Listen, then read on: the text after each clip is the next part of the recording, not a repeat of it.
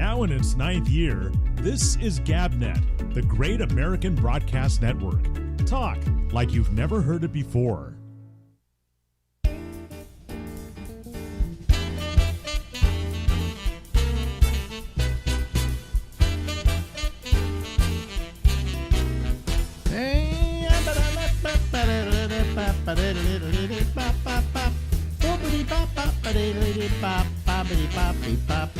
Hey, I'm Alex, and this is the Ramble. We keep going till midnight tonight from New York, New York.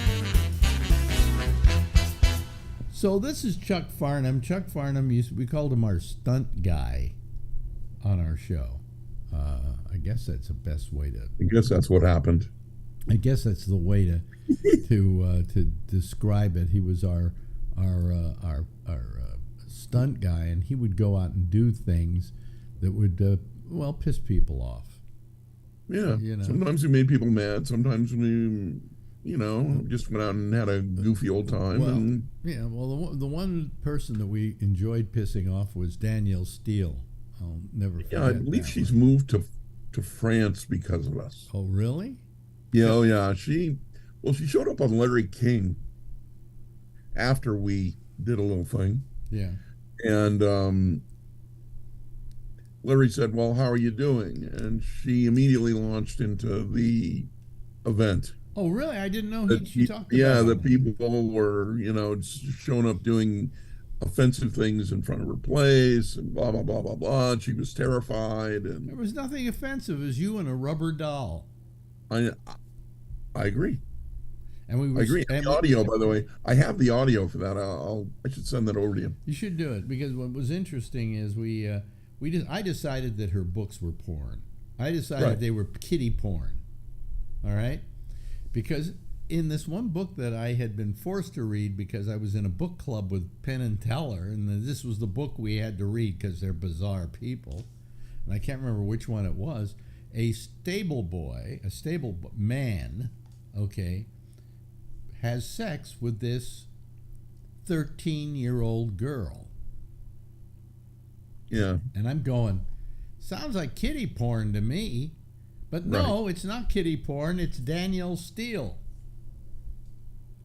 It was terrible. And then we sat around and had a conversation and decided what we were going to do. And I think the producer was freaking out probably. Well, anyway, so we decided that I was going to take this book, and what I could without censoring it as I went along, I would read it live on the air while you stood outside her mansion with a rubber doll, play acting out the book. Right. And I think you had Tony Kameen in the studio. No, Tony was with me. Oh, okay. Tony was with me. And I sent my lawyer, Mr. Reamer, with you. And our lawyer, yeah. Yeah, just in case something happened and we needed a lawyer for you.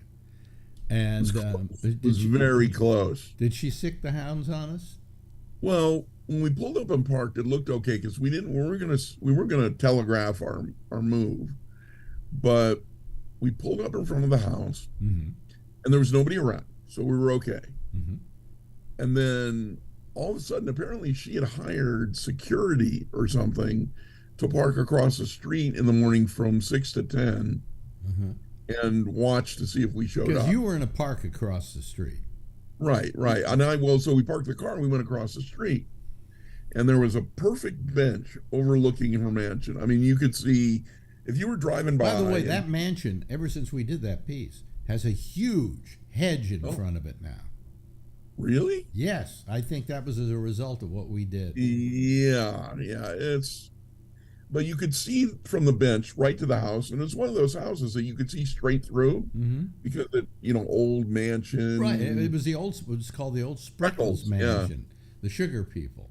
Yeah, so I sat down there with Reamer and I think Kameen and started having sex with the doll, and I had my pants off at one point. I'm reading the book on the air while you're right, and it was good. Everything was good, and then we kind of decided that there was maybe a little too much traffic on the street because people know where that house is, and maybe it was not pro us. It was possibly a problem.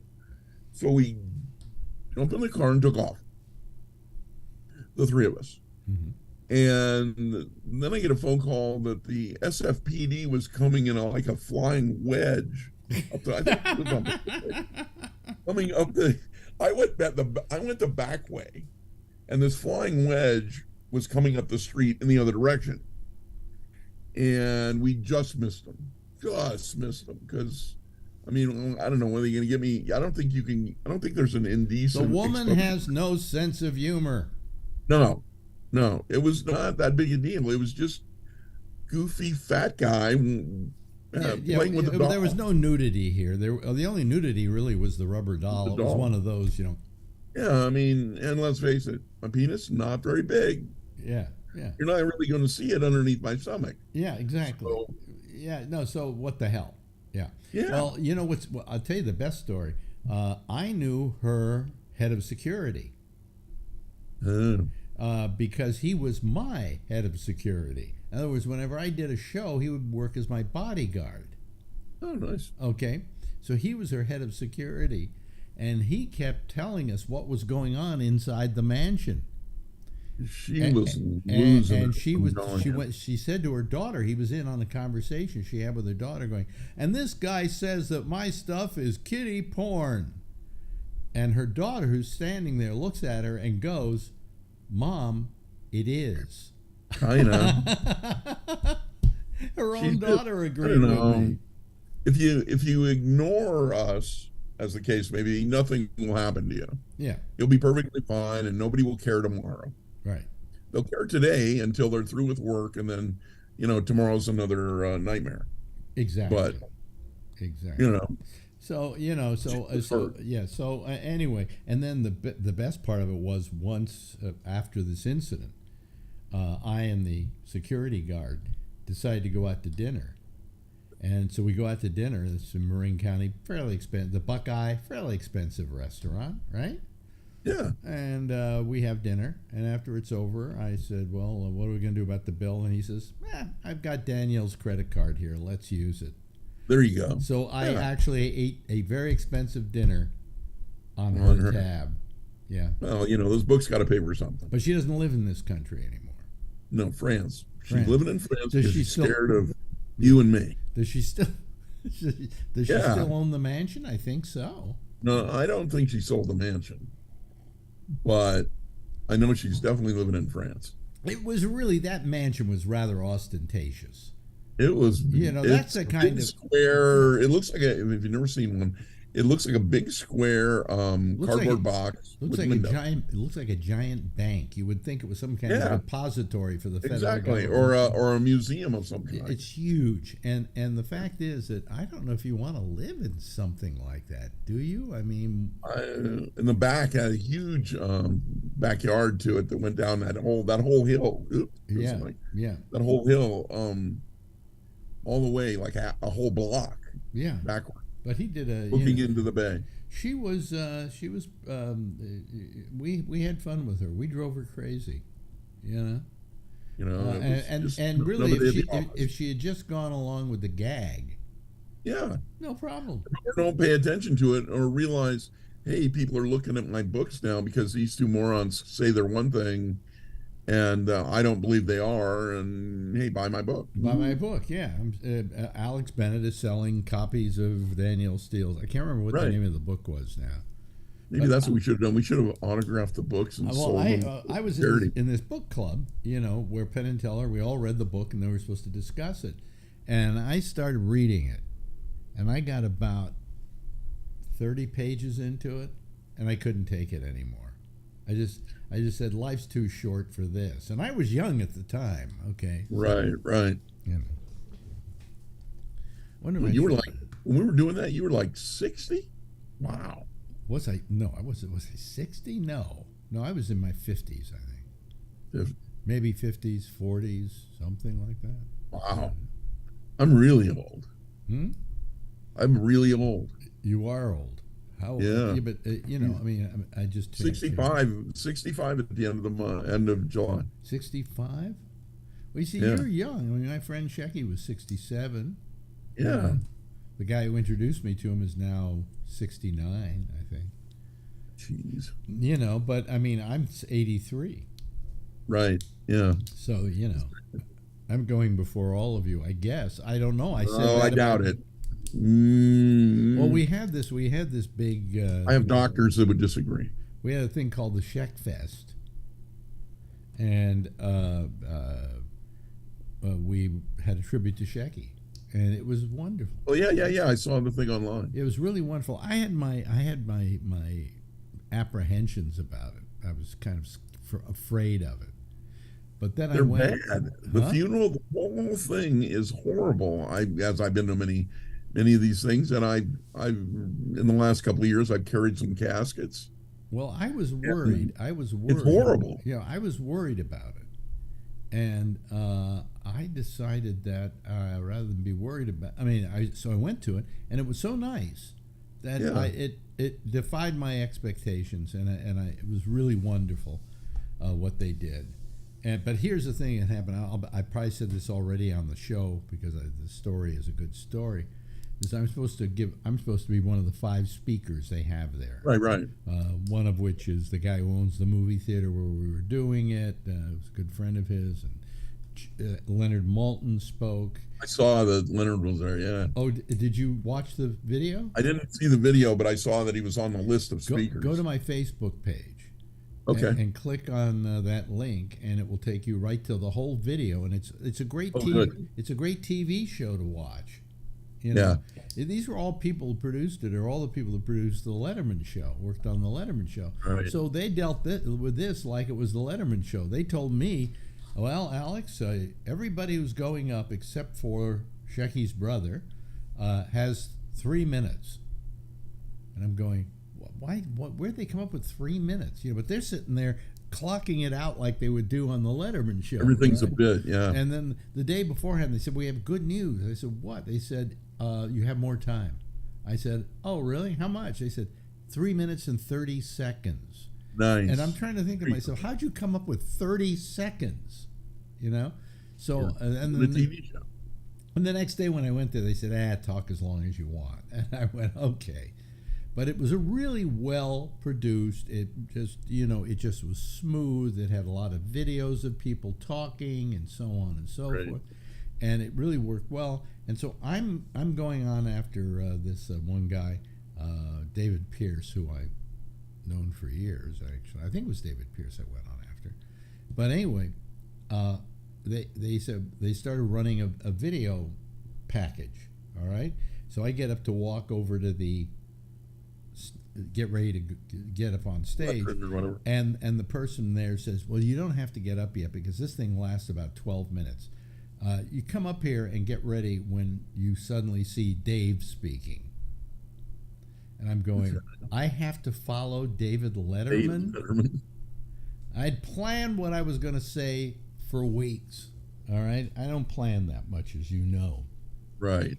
But I kept going over it in my head before I went to sleep at night and so on and so forth.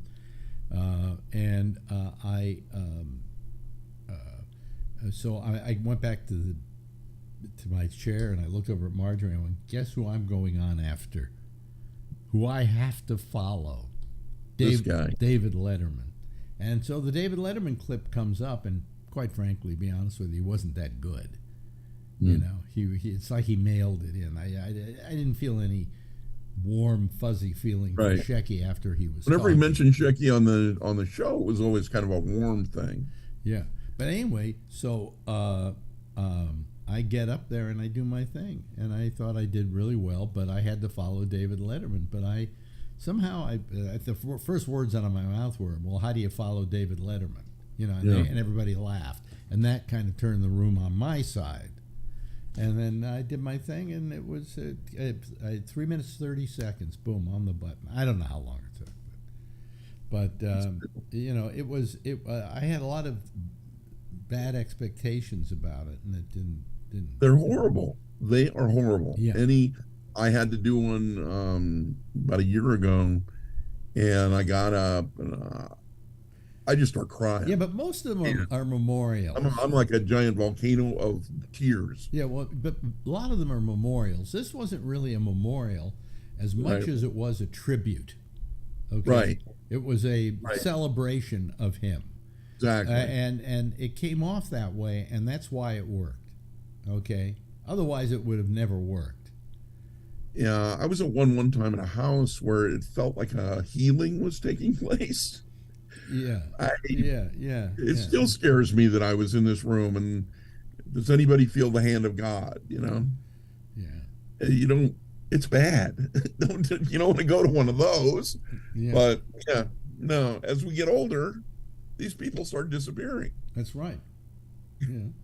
And it's well, that's the part that bothers me, is that all the people I have lost along the way. You know, I'm alone. I have no friends. I mean, I do have one friend still down in Florida. His name is. Hey, you've got me. And I've got you, but I haven't seen you for years. Okay, this is a guy who was my producer in New York, probably the best producer I ever had, and his name is Albert Reynoso. And I talk to him on a fairly regular basis, and so I feel good about him, you know. Right. But I mean, if I died tomorrow, there'd be nobody to show up. Sure there would. No, because everybody who knows me lives elsewhere, lives a long way away. Well, we would all gather to, have like you come in all the way from Pahrump, or where's it, Fallon? Fallon. I can get on the train. Why couldn't you move to Pahrump? And I'll be there in 24 hours. Why couldn't you move to Pahrump? It's a much funnier name.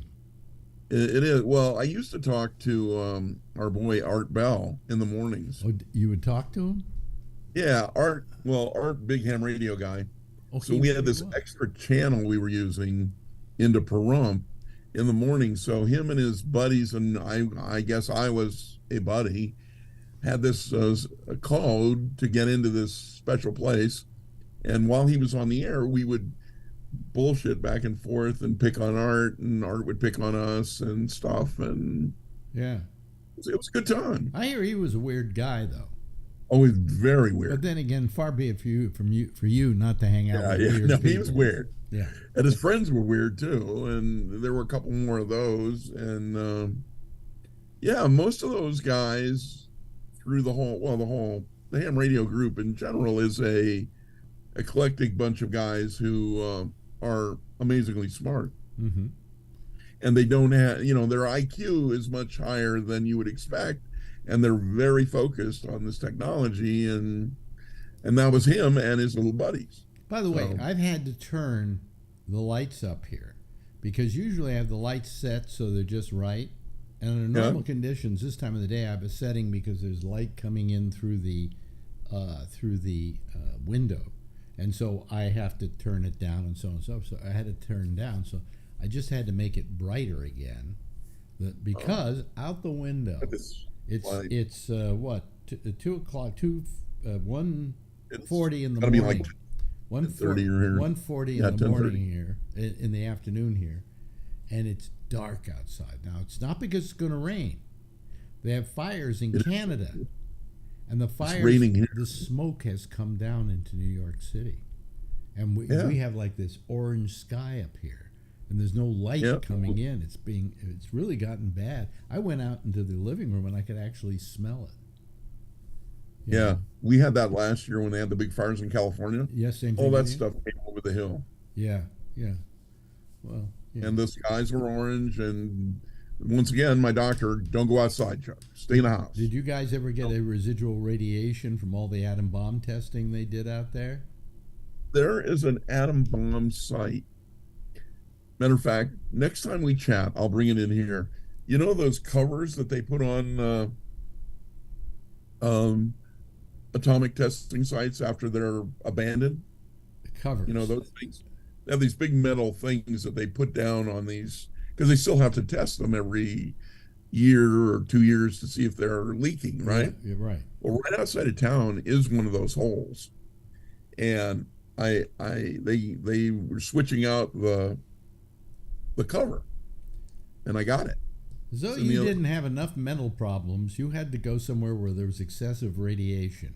Exactly. Well, I don't know. It was an underground test. It's called the Project Shoal. Yeah. It was an underground test to see if earthquakes reacted the same way as nuclear explosions. How many people live in Fallon? Oh, in the county, there's 12,000 in the county. Oh, wow. That's not a lot of In the people. county, though. That's as many That's people as I've got probably in my one square block. Yeah, there's 4,000 people in town. Wow. And I'm not even in town. I'm in the country. You are. Do you have trees? Oh, yeah. Are there trees out there? Huh? Are there trees out We there? have trees. Oh, really? You're We have not. trees. It's not desert. Occasionally we have Wait a minute. Wait a minute. deer. Did you say a tree? Well, we cut down the tree in the front yard here a couple weeks ago, but the like we have deer and stuff. Oh, really? A guy in town actually had a brown bear. Because it's funny about Nevada is that it has three major cities, and that's it.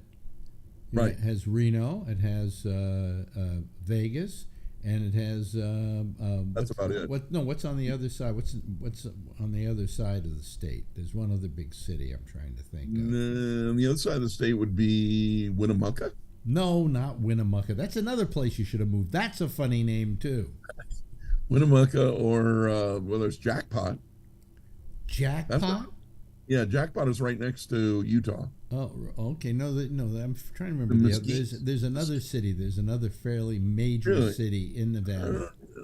Yeah. There's Bishop down there where you can get the good bread. No. That's how we study towns around here. Where's the best food? No, I mean, right outside of Reno, you got Sparks, but that's not a big. Right, but they're city. kind of together. It's a suburb. It's a mush. Yeah.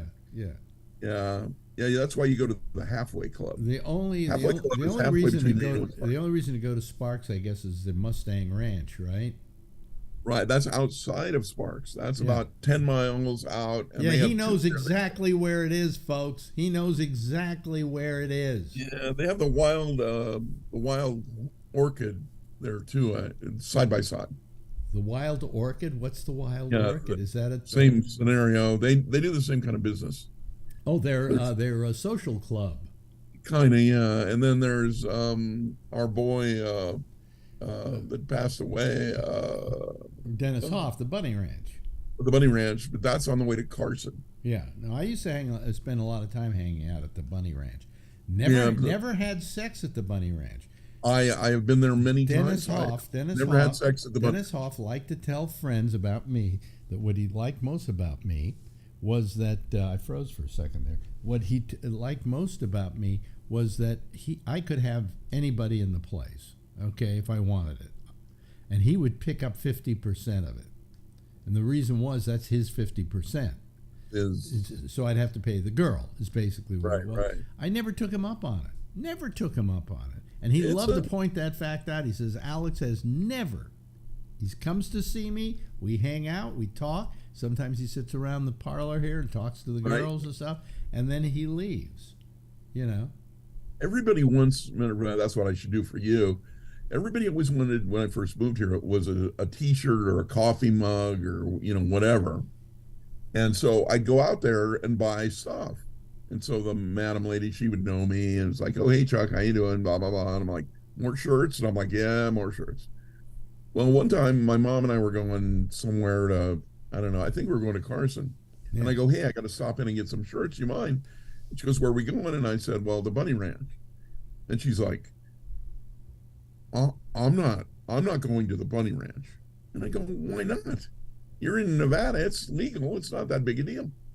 And so she goes in with me, and the girls are all, oh, hi, Mrs. Varna, blah, blah, blah, blah, blah, blah. And it was all good. I got my stuff. 3 months later, I'm back there again, getting another shirt. Yeah. And the madam comes up and goes, hey, Chuck, how's your mom doing? Is she okay? Is everything good? The girls, and they're like, yeah, how is Jeannie? Is she good? Is she? It's like my mom's more popular. Isn't that wonderful? Your mother was a hit at the Moonlight Bunny Ranch. But they have great shirts, and I'll tell you the biggest moment of my life. I like to tell people the story. I go to Dennis Hoff's birthday party. I fly out there for Dennis Hoff's birthday party, and they take a photograph of me. I'm trying to remember all the names involved. I'm standing there, and they say, "Can we take a picture?" And I say, "Yeah, sure." And they take a picture of me, and on either side of me, on one side is Joey Buttafuoco, Right. And on the other side is who's the guy got his dick cut off by his wife?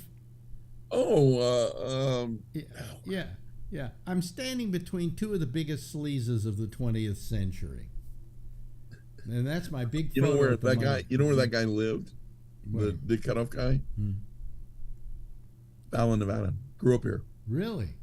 Yeah. Yeah. Well, And I got a knife with his name. He autographed a knife for me one time. It said "Love Hurts." Love hurts. Oh boy. Yeah. Hey, listen, That was a weird afternoon. I was with him and Ron Jeremy. We've run out of time again. Damn it. Hey, Yeah, there you go. It's amazing. Just amazing. Ladies and gentlemen, that's Chuck Farnham. Yay! We'll do this again. Absolutely. Now in its 9th year, this is GabNet, the Great American Broadcast Network. Talk like you've never heard it before. Yes. There is Chuck Farnham, and we enjoy talking with Chuck. We enjoy talking with a lot of people. A lot of people wonder where Kravitz is these days, and he is moving back out to California. So for a while, we won't be hearing from him. But anyway, so here I am again. You know, I get sleepy all day long. I'm sleepy. And then when I do this show, I wake up. I have no idea. I think I'm bored. I think that's what it all is about, is I'm just completely bored. And, you know, we're trying to figure out when we're going to take a vacation and where we're going to go.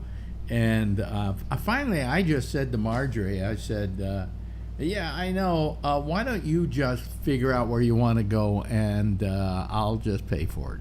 Just let me know where you want to go and when. Because I don't want to make those decisions, because we'll never agree on a single place that we want to go. And she says, well, you know, I don't want to go here. I'd rather go there. And I go, look, we're going to have enough money for us to go out and take 10 of these trips, okay? So it doesn't matter where we start. So anyway, that's what we've been, but that maybe would wake me up. So I guess, I imagine. Anyway, here are some people here who are waiting to be part of our little gathering. Who is Jonathan? I better turn my camera on here. Because I don't think Jonathan is anybody we want to talk to. Okay, so we, where do we go? Oh, wait a minute. Oh, no, there, let me see here. Jonathan, I want to just get rid of him. How do I do this? Remove, okay. Remove Jonathan. Yeah, there we go. Goodbye, Jonathan. See you later, pal. Okay, there we go. Yeah, I mean, maybe somebody that is just fine, but you know. Oh, here comes Mr. Nunn. He should be coming in here. Let me see here. There we go. There he is. Anyway, how are you all doing? Jeff, how are you doing? He's trying to turn on his microphone. I'm on. Oh, you're on. Yeah, you're on. Yeah, good for you. Everything's cool. Good for you. Hello, Kevin. It's a How nice are you? day today. How are you, Like- Kevin? Good, how are you? Yeah, good. Okay, I'm fine. Yeah, and let me see here. There's Mr. Wheeler. Oh boy, I'm a punchy tonight. And of course, there's Alan. Okay. Mr. Nunn. Hello there, sir. Okay, so anyway, that's our group for tonight. I guess we'll get more as time goes on. We could have had Jonathan, but I guess he didn't. He couldn't go fast enough to show us porn. So I guess I was able to get rid of him. Anyway, how you all doing, guys? Good, thank you. Oh boy, you look like you're yawning already, Kevin. It looks like it's been a rough week for you. Yeah, it's just recovery from the week before, 2 weeks before, whatever, yeah. College or high school kid. Yep. I did that too. Yeah. Yep. Well, I'm wondering if the reason I'm tired all the time could be that I have like a little long haul going here from the COVID. Could that be? Could be. Yeah. See? My neighbor's got it. What, the long haul? I think so. Yeah, he's been fighting a cough for about 3 months now. Oh, well, I don't have a cough or anything like that, but I just sleep all day. I want to sleep. You know, so. You know what it is? I turn on the TV set and I start watching it, and then I get drowsy. And I think it has something to do with the TV set and the movement of the TV set or something that's causing me to get drowsy because of the TV set. But anyway. So anybody have anything interesting to say today? Okay, well. I just finished the final season of The Good Fight, and it ended with Donald Trump announcing that he was running again for president. Oh, I see. Okay, well, I never watched that show. Is it any good? The Good Fight, yeah, it's really. I think it's a little crazy in some parts, but it's funny in some parts too. Yeah. But what is it about? It's just it's kind of a sequel to The Good Wife. Yeah, somewhat. Christine Baranski is joins this all-black law firm in Chicago. Yeah. And the first couple of seasons, they did one season they were talking about Epstein, and it was just absolutely crazy out of this. It was. The writing on it is really good, but it's funny. Now here's somebody who wants on named Daniel and then Orlando. Now I would check that. Well, what I'm going to do is I'll just put my camera on, see, and then I didn't turn my camera off. Once I went to you guys, I forgot to. Yeah, see, I forgot to turn it's just you. I forgot to turn the camera on. Okay, here we go. Wait a minute. Let's see here. Daniel Orlando.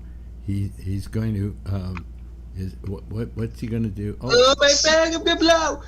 Oh shit! Okay, see, that's exactly what we thought it was going to be. So we go remove, and there we go, and submit. Okay, all right. I thought it was me. Huh? Yeah, I figured it wasn't going to be any good. By the way, Orlando, what was his name? He had a Daniel Orlando, whatever your name is. You didn't get on, so don't waste your time. Okay. Anyway. I've seen dogs' asses that look better than that. Yeah, I mean it's such ugly. You know, the thing is, and I keep saying this. I mean, are these guys who are doing this gay? Or they just think that that's the best stuff you can put up there, you know? I guess. Yeah. I don't know why they do it. It's so silly. Well, at least show us some females or something, you know? Yeah, really. A bunch of guys here right now. Then we leave it on for 30 seconds. Yeah. Oh, you want to see the guy's face too, right? Well, you know. Not really. You know, what kind of mustache? Well, I wish, you know, I think that was his face. They could do something. There was a mustache there too. You know, they could do something about this. They could create some kind of thing that I could do on this end and really screw them over. But you know, it's not Find to out be. their address and send them a Trump supporter bumper sticker. Or something. No, well, I mean, it's that it really. I think Zoom should come up with ways to prevent that sort of thing. You know, that I could find. See, these guys are. There's a thing called an IP address. All of you out there have a computer. You have an IP address. It's just a unique address to your computer. Now, these guys use a different name every time, so I can't, block them by doing that. But if I could read their IP address, and we could block it, that would be very good, and that would be very simple for Zoom to include in their program. So I use NordVPN. They have 5,600 IP addresses to choose from. So, yeah. Well, that could screw me up too. Yeah, that could screw you up. I don't know. Yeah. It's too bad you can't just push a button and their computer blows up, or their camera shoots a piece of glass into their ass or some fucking thing. Well, I wish there was something that would be fun to watch. I wish there was something there was something I could do that would ruin their computer or something. Yeah. You know, but I've looked for programs that would do that, and I haven't been able to find one. So, you know, but I don't know why they waste their time. Even though he thinks he got on that time, he didn't get on. So. But we saw him, but it wasn't on the recording. Yeah. Did you all enjoy it? No, not really. Yeah. Jeff, your face is red, man. You've been out in the sun a lot, haven't you? It's not that. Huh? Rosacea? I'm taking this cream. Changes my skin. Really? Oh, really? What kind of cream is it? Hey, Penny, what's the name of that stuff? KY? No. Yeah, but that's what's making your face red. Yeah. Plus, yes, it was Sunday yesterday. Yeah. I would imagine. Well, hello, Josh. How are you? I'm good. How are you? Yeah, we haven't talked to you since all the wonderfulness that went on this week with our former president. Yeah, I don't think so. Not since last Friday. So, Yeah. Have you read the indictment? You know what? I did actually. Yes. I did too. I sat down and it was about 40 pages. It wasn't, It's a good read. Terrible. That Yeah. was interesting. Yeah. I mean, it's a little comical in points because you have to roll your eyes and just think that how, it's like reading an indictment for armed robbery where it reads, the guy walked in and said, here's my name and address and I'm robbing you. Yeah.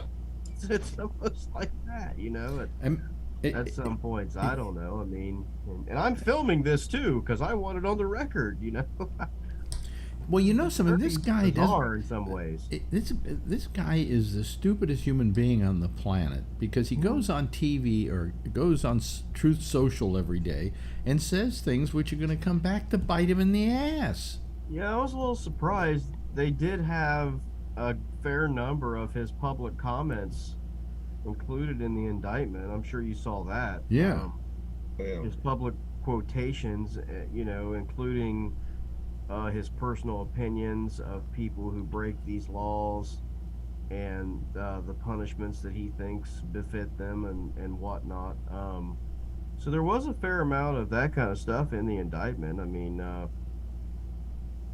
mean, they lay out a very clear little narrative there about what happened, and they included their proof of how they say, and convincingly, that because of A, B, and C, there is no way that he did not have knowledge. Number one, that he had these in possession. Number two, that he knew it was illegal to have them in possession. And number three, he knew, and here's our proof again, that not only did he have them and it was illegal, but if he didn't give them back immediately, he would face criminal, charges. And after that, not only did he not give them back, but he entered into a conspiracy to hide them and then lie and say that he didn't have them.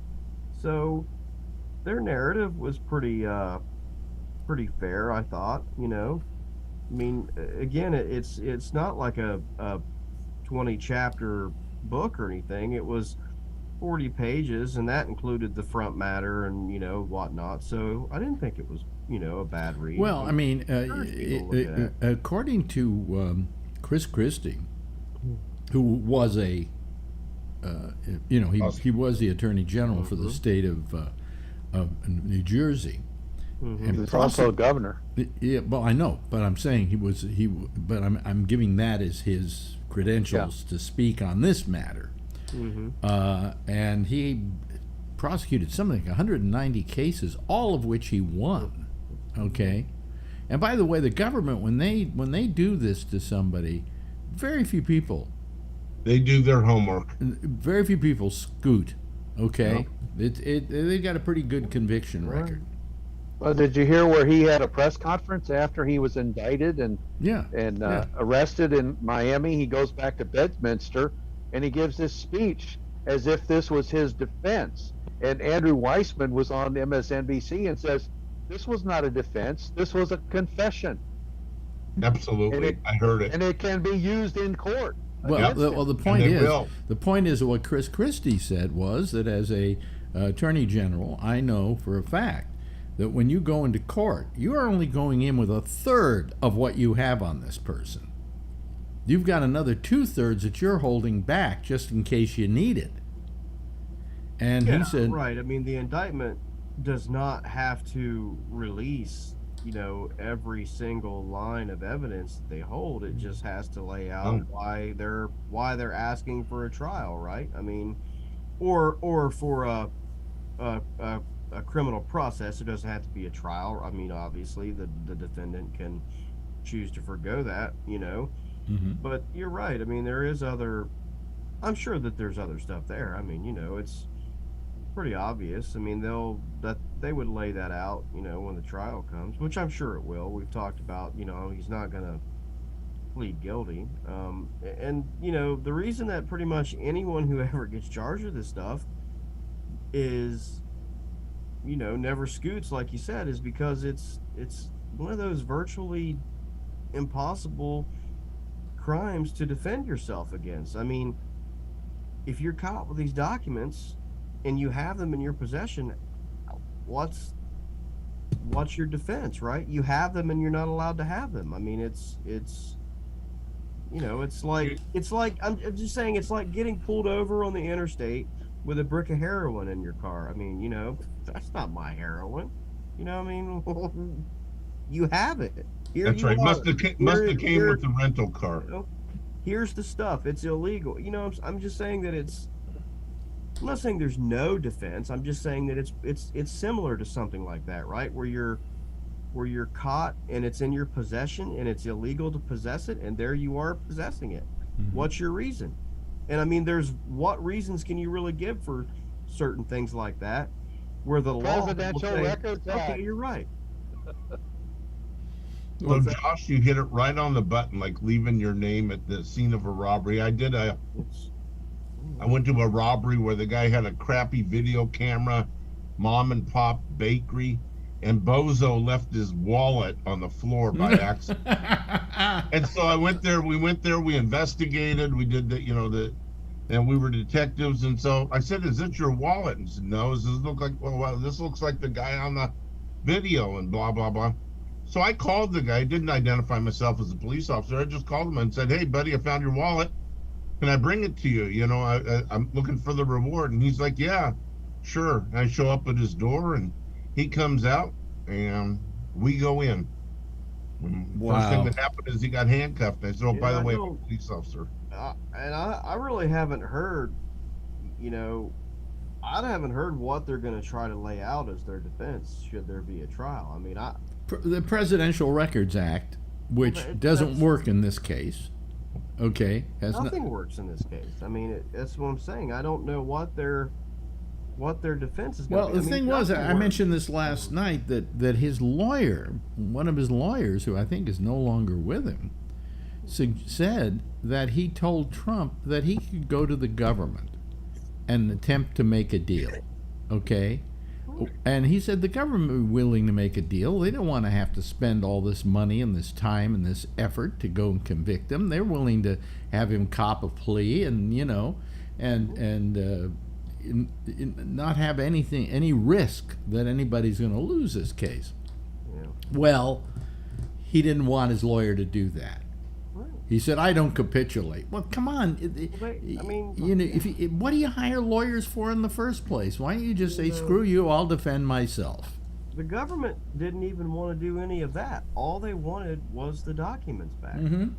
I mean, it only went. It's pretty simple. It's a self-inflicted wound. I mean, all they wanted was for it to be, for them to be given back. I mean, there's nothing that worked. The Presidential Records Act and all that. And I know a decent amount about that stuff from my historical studies. And look, like I said before, I've looked into some of that. I've used some declassified documents from the World War II era for some papers and stuff that I've written.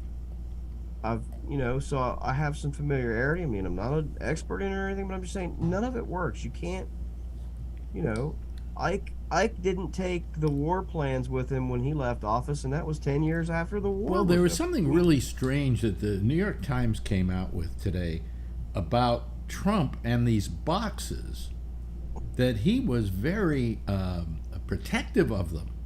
They're my boxes, and he even told his lawyers, don't you go looking in there. Right. Now, what I'm trying to figure out is why he was this protective of these boxes. Was it because of the classified and top secret documents in there, or is there other stuff that he wouldn't want lawyers to see? Maybe love letters from people. It says at the beginning of the indictment that he collected newspapers and all kinds of other crap too. Right. Yeah, I mean, most of those boxes just had personal effects in them. Yeah. You know. Yes. Yes. When I read the indictment today, I thought, boy, there's, like you said, that not everything is out in the indictment. Like, I'm sure that the FBI has fingerprinted all the boxes and all the documents, taken DNA samples if they can get it, and that wasn't in the indictment. And so they'll use that against him later on. Yeah, I didn't stop to think that they could do that, you know. Oh, they can, yeah. You could probably see if other people had seen those. Yep. They're looking for other people that have fingerprints on file with the federal government. And he's, like, we've said, he's going to have trouble with it. I mean, this lapdog that follows him around that they charged will have trouble. I mean, the indictment was pretty clear that, we asked Mr. Nada a question. We informed him that the answer to this question was very important. We informed him that lying to us in the answer to this question was against the law and was punishable via, the criminal justice system. We asked the question twice to confirm his answer, and both times he lied to us, and here's the proof that he lied. Well, here's the thing about Nada. My question is Donald Trump going to pick up the tab for his legal defense? It doesn't. Yeah, they're paying for it through one of Trump's PACs. For Nada? But I'm talking about for Nada. Yes, they're paying for his lawyer, which, is a bit of a conflict of interest, and the prosecutions may have a right to challenge that, but they haven't so far. I mean, he didn't retain his own counsel. He was given counsel by Trump. Mm-hmm. A Trump I know that's a fact. A Trump PAC is paying for his lawyer. Oh, okay. But Trump doesn't even have to pay for it personally. He just gets people to give money to a PAC. So when the government interviewed him, they read him his rights. You have the right to remain silent, blah, blah, blah. And usually at the end, you say, having these rights in mind, do you want to talk to us now? And if they say yes, you have him sign a document that says so. He signed the damn document before he lied to them. Yeah. Now they got more evidence against the guy. Yeah, but this guy's a cut off of Trump's. I mean, they're both idiots. But his lawyer is being paid by, Oh well, I wouldn't. It's not Trump personally, but it is a Trump supporter PAC that, my understanding is. Okay, but tied very closely under his purview. He's very aware of who these people are, so it's by proxy being paid for by Trump. Well, the most interesting thing I heard was that Jack Smith has another ace in the hole, and that is some of these documents were taken to Bedminster, and so he can be indicted in New Jersey for having the documents in Bedminster. That's the golf club. I heard that too. Yeah, they didn't charge all known cases of dissemination of the information that they know that they can prove. I would assume in case they need to use it later. Well, I think Trump's got a big problem here. Oh, I'm sure he does too. I mean, I heard today, and I only heard the headline of it, so I don't know what their explanation was, but I heard today his lawyers are going to try and argue that the state charges that he's facing in New York, they think should become federal charges and go through federal court. Now, what person says, no, I don't want to be charged by the state. I'd rather be charged by the federal government. Yeah. I'm sure his theory there is, I know I'm going to be found guilty, and if I can get found guilty in federal court, I can get a pardon. That's right. I'm sure that's what he. I mean, yep. what other motivation would you have for saying no? I'd rather. Be Have we charged. Because the established? pardon doesn't work in the state. Pardon me, and pardon me to all the folks listening out there who might be Trump fans, okay? But is this man one of the biggest idiots around? I mean, he's just stupid. I mean, you got to know that when you've been indicted, you then don't go out and give a speech and pretty much admit you did what they say you did. Had every right to do it. He had every right to do it. I mean, there's but sanity would say that you shouldn't. And your lawyers would say to shut up too. Well, he doesn't listen to his lawyers. Yes, Tony. There's no real justification, you know. Mm-hmm. Tony? Yeah. You know, he's the type of guy, if he was in the mob doing all this talking, he would have been shot dead already. They would have found him in the Hudson River, all the way to the bottom. He talks too much. It's just, he incriminates himself. Yeah. Yeah. No, he does it because he thinks he's the best lawyer he's got. Yeah, right. I can't see Phil back in for much longer. There's not really a justification defense here that I can think. I mean, look, I'm sure that maybe there's a defense attorney that'll have one, but I mean, it's not a Daniel Ellsberg who just died a couple hours ago. By the way, I guess. Yeah. You know, Pentagon Papers, I was justified or whatever. You know, and you know, in his case, my understanding was, if I remember right, he was prepared to face the consequences. You know. I mean, at least someone who leaked documents like that. He didn't deny leaking them either, did he? Right. That's what I'm saying. Yeah. You know, so I mean, that's some apples and oranges stuff there. I'm just saying there's not really. Look, I can understand how by accident. You know, I understand Biden. I understand Pence. How by accident some of those materials wind up at your house when they're moving everything. But as soon as somebody says, "Hey, you've got them," you go, "Well, come on, pick them up." You know, I don't want them. You know, right? Yeah, I mean, I get it. I mean, when I visited the Clinton Library earlier this year, I seem to remember them saying something about in his 8 years as president, and this was then, that his administration generated like 1.5 million pages of documents that were kept by the archives. I mean, that's fucking massive, right? Mm-hmm. So, like you said, I can understand how, you know, some documents could have gotten missed, and not the, you know, where is bin Laden hiding type of document, but some other stuff, right?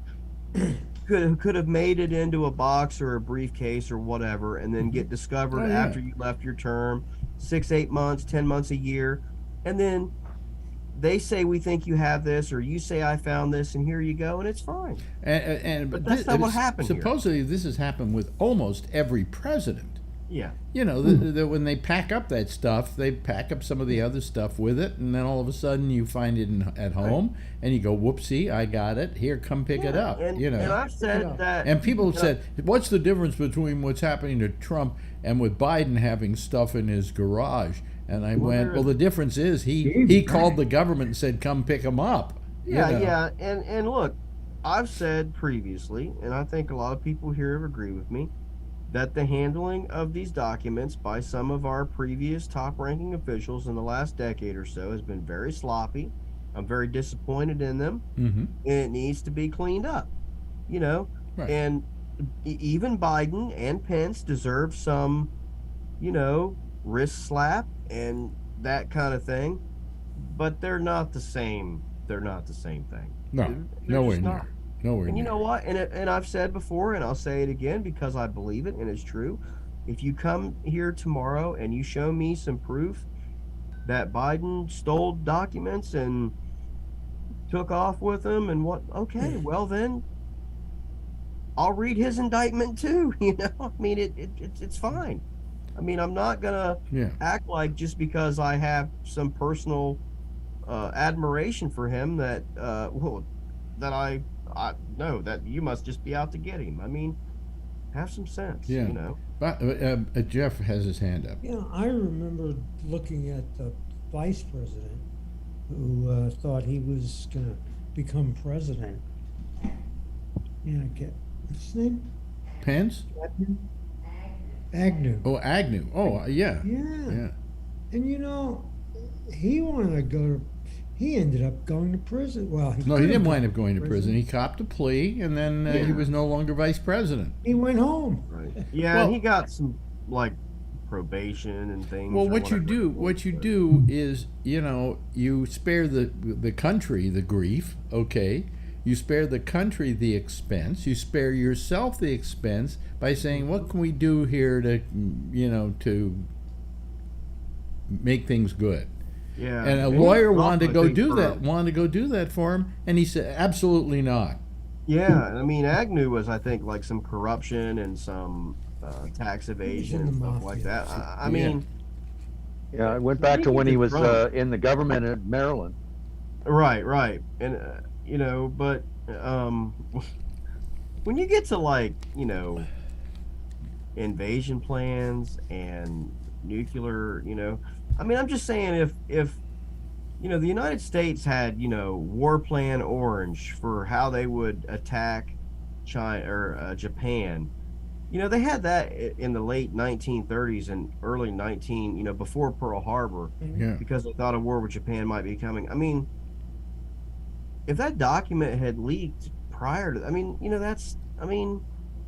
that's not good. Well, supposedly, if you look at Can't this, have that happen. like yesterday, Phil called. We had Phil on, and the one thing I said to Phil is, don't even talk about this unless you've read the indictment. And I said, have you read it? No, I haven't read it. I said, well, why not? I mean, read the because document and then talk to me about it. Yeah, I mean, he probably hasn't, because Hugh Hewitt hasn't released it on an audiobook for him yet or whatever. I mean, you got to do what's right. I mean, as I told Patrick and Kevin earlier this week, there's Joe Biden's on tape taking a bribe from Burisma. Okay, well then play me the fucking tape. You know what I'm saying? Then play me the fucking tape. And if he says, if you give me X, I'll give you Y, then fucking throw his ass out. I'm not going to come on here and act like, he would, they're out to get him. I'm going to puke if I hear about Hunter Biden's laptop one more time. I'm dying to see it still. I mean, I'm just Or saying, Hillary Clinton's server. If you got a tape, Lindsey Graham's defense of the indictment of Trump was what about Hillary Clinton's server? And they smashed her BlackBerry. Yeah. Okay. I mean, that's what I'm saying. I mean, I'm tired of it. I mean, Chuck Grassley or what? I mean, if you have a tape, which now they're saying, oh, actually we don't. No surprise. But a couple days ago, well, we have a tape. Okay, well then play it. Then give it to C-SPAN and let them play it, and I'll listen to it. And like I said, if he sits there and I hear on tape that he says, you give me X amount of money and I'll do this, whatever, then I will be glad to personally watch them walk him out of the White House under arrest, because I don't think we have to wait for this. We can't indict a sitting president horse shit. No, let's just get it over with now. I'm fine with that. Did you see the latest thing? Did you see the latest thing though that they're making a big deal out of? Ted Cruz took an FBI guy or whatever, and yelled and screamed at him. Of course, the FBI guy says, "I can't tell you that stuff because very brave. I don't have some of that material with me, and secondly, I'm not supposed to talk about this, But what it is supposedly it's Form 230 or something that somebody filled out that was a complaint. Anybody, you, Jeff, anybody. Yeah. Can go to the FBI and say, you know what I've heard, I want to report this to the FBI. And the FBI has to fill out this form with what you've said, and then they will look at it and say, well, does this have any credibility or doesn't it?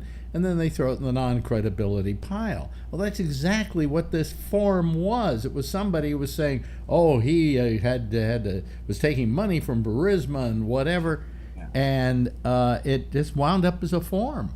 And they're going, oh, that means the FBI is hiding it.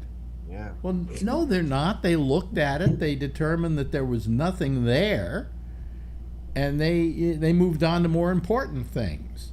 Yeah, right. I mean, that's the day or two after the indictment, I remember them saying, Jim Jordan's weaponization committee, oh, you just wait till tomorrow when we release our information on this whole indictment thing. You just wait.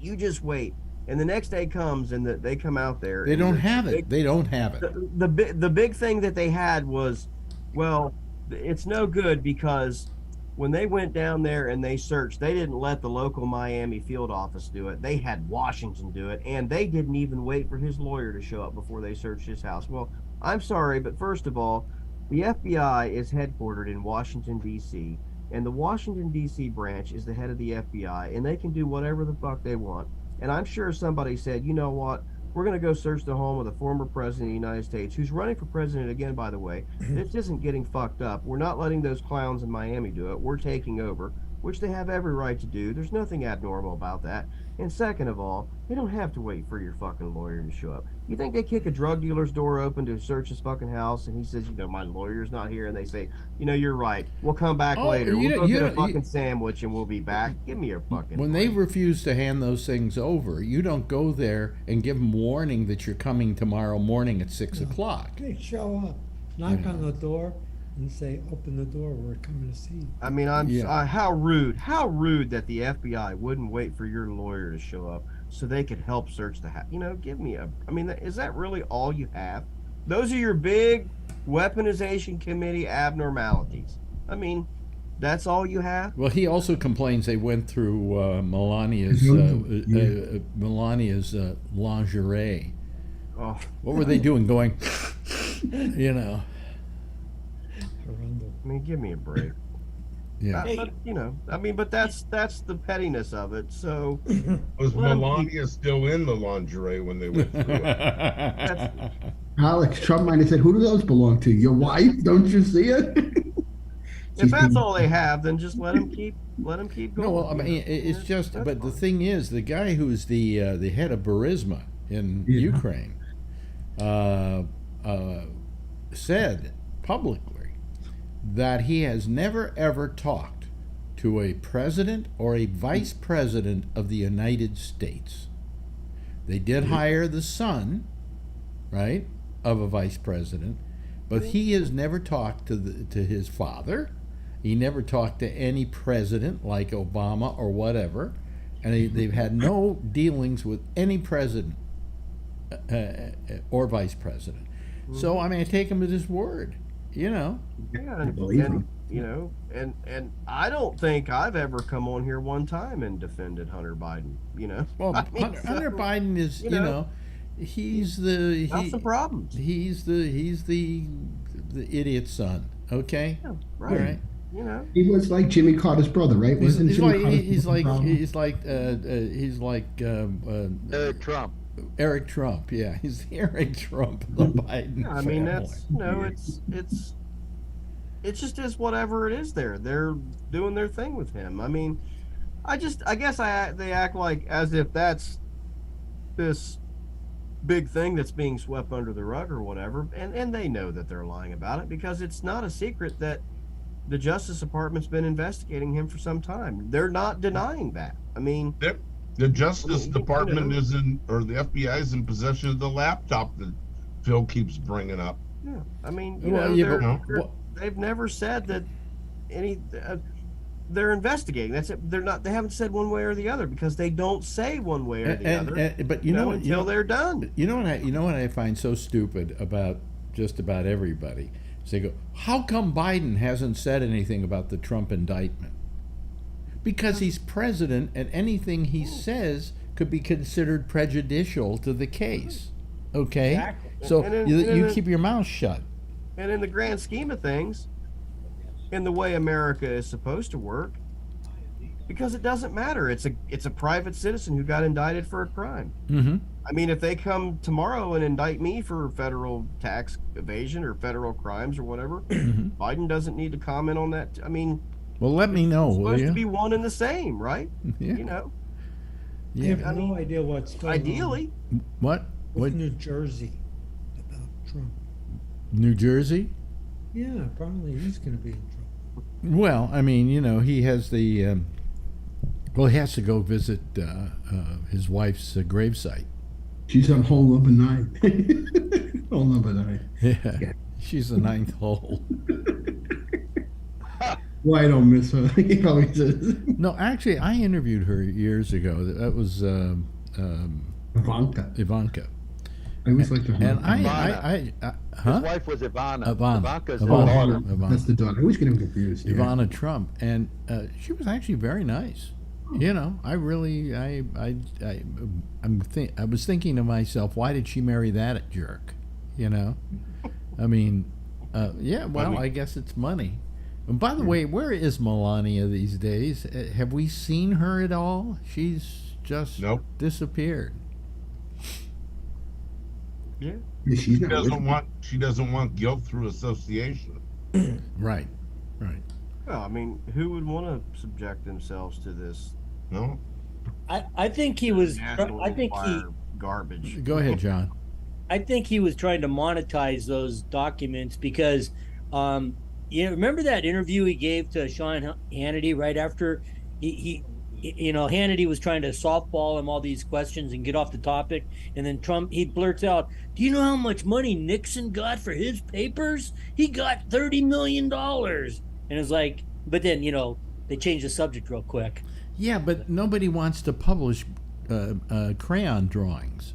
Yeah, right. You know? I mean, first of all, Nixon didn't get any money for his papers because his papers belong to the government. Yeah, yeah, I know. He gets money for his memoirs. Yeah, that's it. Trump is so stupid. He doesn't know the difference. Right. I mean, Hannity's such an idiot. Well, Hannity, Hannity is amazing. I watched him with your governor from California. He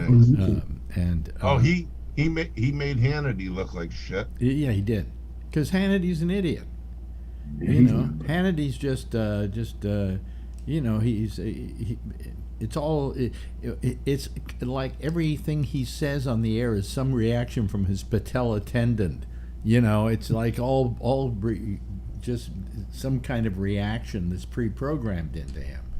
It's ridiculous, But let's get to something that I worry about. And that is, look, I don't think Biden's doing a bad job at all. I think that, the economy's better, the unemployment rate has diminished, the cost of living is leveling out. I mean, everything he's been doing has not been terrible. But the unemployment level is the lowest it's been in 30 or 40 years. Yeah. So my question is, does he deserve another term? But let's see, bake into that equation his age. Are you? How many people here are worried about his age? I think he should. I am. You're not. I am. Vernon, you're not. I'm not worried about his age. Really? Oh, okay. Because it's not that I'm worried about his age now. I think he's still pretty sharp enough to do what he's got to do. He just doesn't walk as well as he should be. Things like that. Things that are optics, not things that. Neither do I, and I'm 5 years younger than him, but I don't walk as good as I used to. Well, I don't walk well at all. But all I'm saying is that we're now having to project this into another 4 years. 2 more years left of this. Where by the time he gets to the end of his second term, he'll be 86 years old. And I know what Tom Reagan got to the end of his second term, he had dementia. Yes. How old was Reagan when he? Terrible the last time. Reagan wasn't that old. He was in his mid-70s, I think, somewhere in there. Yeah. Really? Yeah. Wow. Yeah. He aged bad. No, well, but he had dementia, and but the country didn't fall apart in the second term of Reagan, though. How can you say that? We didn't even handle it. Even though he had Alzheimer's. Yeah, but the country didn't fall apart. Well, but Vern, how can you say that? He never even mentioned the AIDS crisis for the first 4 years. For the first 7 years. Oh, sorry, 7 years. It was rumored that in that second term, Nancy was pretty much running the country. Come on, you can't she was say that. making the decisions. Listen, I grant you that I don't care how diminished the abilities are of the president. it doesn't mean that the country's going to necessarily fall apart, because there are a lot of people around him who are going to help make the decisions that need to be made. And what we have to hope is that the person who is president has installed in people around him that can do that job and do it really efficiently. That's why I'm not worried about Biden's age, because I think he's installed people around him who are competent.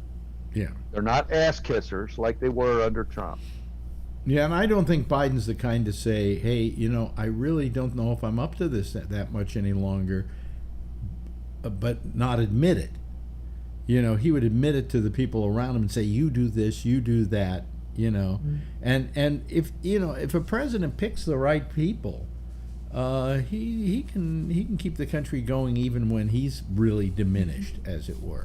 What about if he wins the election and then says, my mind is going 6 months later, and steps down, and the vice president takes over? No, that could be possible. Well, can we live with Kamala Harris? Kamala. It's kind of a scary thought, but it's better than both of them exiting the earth at the same time. Kevin McCarthy is third in line. I think he needs a stronger VP, like a Newsom or somebody like that. At least until 24, Alan. Only until 24. Yes. Thank God. I don't think she's going to run, Alex, if he runs again. He's going to have to pick a stronger VP. I think he's already said he's going to use He's already done it. Yeah. He's going to. He's picking her still? Or? Anyway, he's not taking Kamala Harris for his second term? She is.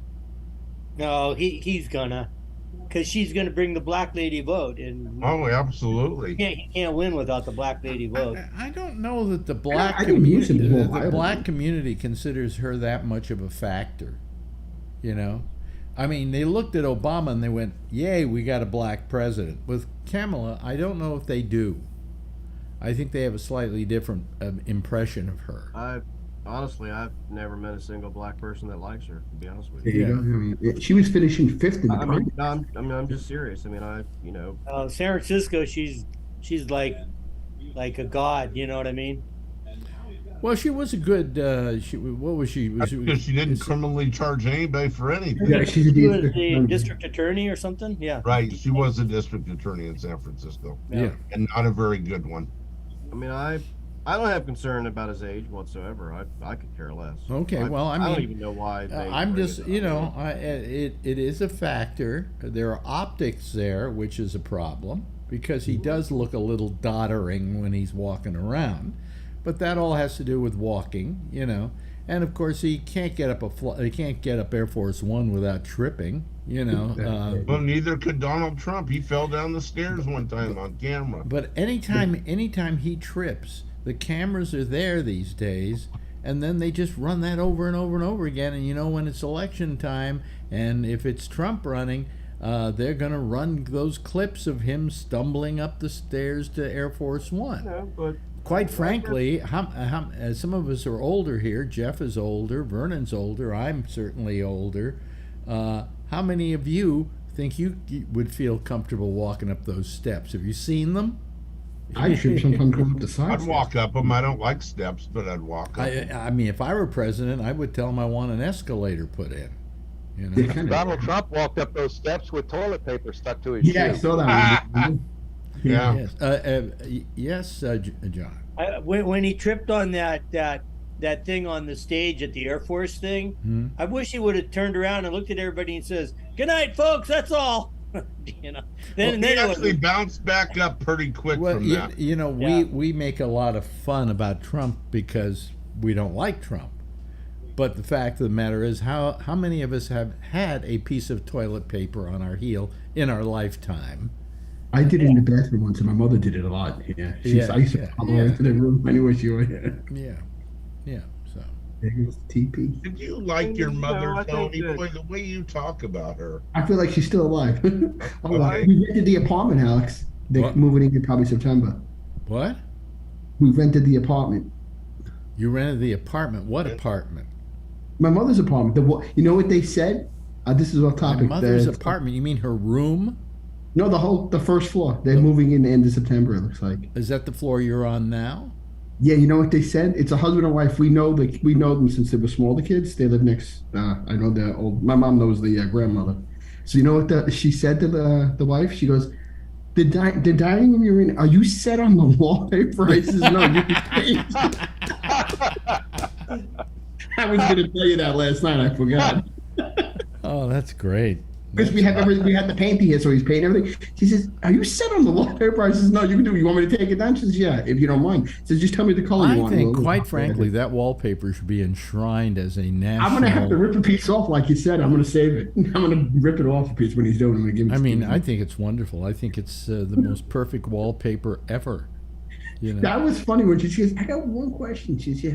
Tony says, you're not set on this wallpaper, right? This is no, I'm not. So why are you why are you renting out part of the house? You don't want to have to. We weren't using it enough, and you know what? Me and my brother, it's just us, and we got the bottom 2 floors. So it's like I wasn't up here enough. All my stuff is down in the basement. We fixed the whole basement. It's new, so it's like this was just going to waste. So we just waited for a while. She's gone 2 years. So we figured we were only going to rent it word of mouth to somebody we knew, and it kind of fell in our lap. So we kind of said, let's do it. Do you think because they're not strangers? Do you think your mother's going to come back to haunt you about this? No, she would actually be happy because that's her old friend Anna next door, so it's her granddaughter, and then she just got married. So we at least we don't have strangers in the house. I would never rent it to somebody I don't know. Yeah, I don't want to feel like I don't know who's in the house. Yeah, but anyway, so we live in weird times. Okay, I just wish it weren't this weird. You know, it bothers me. It bothers me that we've come to this point where we even have to worry about this in this country. Yeah, I mean, this is crazy, really. I mean, I think there's enough anti-Semitism in this country that a return to Hitler is possible in this country. Well, he's brought out a lot of crazy people. I mean, not that Hitler's going to come back, but somebody like him. You know, I mean, we doesn't say history. Well, let Josh talk, please. Yeah. I'm sorry. I was just telling Tony to let you talk.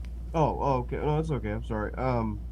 No, I was just gonna say we certainly have one of our 2 major political parties, and I understand what I'm saying when I say this, that has fascist tendencies that have taken over within its leadership and its platform. I mean, there's I don't think it's gonna go to the big time and it'll work itself out eventually and everything, but I think that they are in a spot where for 5 or 6 or 7 years that the hidden fascist within them has risen to the top and will play itself out for a while. And that's right now, that's what they represent. Well, my whole life I've been a Democrat, okay? But I've always had a respect for the Republicans because I always realized that you had to have an opposition party if you were going to have a vital democracy, right? But what we have now is not a party. I mean, these are fascists. You're absolutely right. We don't have debate. We have, oh, you don't want what I want? You must not be a real American. You should be investigated. What's really funny is hatred and revenge. Well, right. You must not love our country. Maybe we should send you away. I mean, listen, that's how fascism starts, but they've taken it to another level.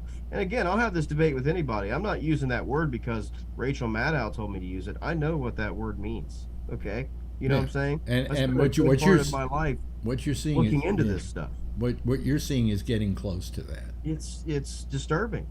I mean, and I'm not scared, and I think that our country can survive anything, but I'm just saying that it's making it difficult for a while here. And when I say difficult, that's really an understatement. It's making it really damn hard. But you know something? They're also, the Republicans are taking their cues from a guy who has no politics at all. I mean, I have yet to figure out what the politics of Donald Trump are. He's certainly not a conservative, not by a mile. Right. Okay? He's certainly not a right-winger. I mean, all I can think of is that he's a person who is simply working in the best interests of Donald Trump, and that's it, plain and simple. See you next week. No doubt Autocrat. Huh? Autocrat. He's a power monger. He's just out for power. Yes. Yeah. Yeah, I mean, I can't think of an argument I can make to dispute really any of those descriptions. I mean, because there's not really an argument to dispute it, in my opinion. It's the way that it is. That's the reality of it. Look up a definition on Google for a sociopath. And if Donald Trump doesn't adhere to every single one of those traits, nobody does. And yet you have a third of this country, literally a third of this country, who stick with this guy through thick and thin, who are being led by, as you say, a man who is mentally deranged, okay? And they don't see it. They don't understand it. You know, there are a lot of... What? Oh, go ahead. I'm sorry. I'm just saying there are a lot of good Republicans out there you can give your backing to. Why give it to a guy who's a sociopath? Yeah, look, at the end of the day, that's what bothers me the most. I mean, if it were just Trump being Trump and everyone in his party or in the country was that would be one thing, right? But that's what bothers me the most. That when he does and says these things, that there is a sizable portion of our country that at the end of the sentence claps. Yeah. And shakes their head up and down. That's the part that bothers me. Well, it was like that CNN town hall they had, that horrible town hall they held, and they brought a bunch of Republicans in. And they were Trump Republicans. And he was saying things that were absolutely fascist. They were applauding. Yeah. You know, they were absolutely applauding. Right. So, I mean... It could have been a town hall in North Korea. Then they did a town hall with Chris Christie, and they had a bunch of Republicans in for that one, and they didn't give him any applause breaks at all. But everything he was saying was spot on. You know, he had this whole thing nailed down as to what the problems with Trump were, and so on and so forth. And this is a guy, you know, who was helping Trump win the presidency. He's the guy who helped him with his debate prep against Hillary. And he's just so disappointed in Trump, he can't stand it.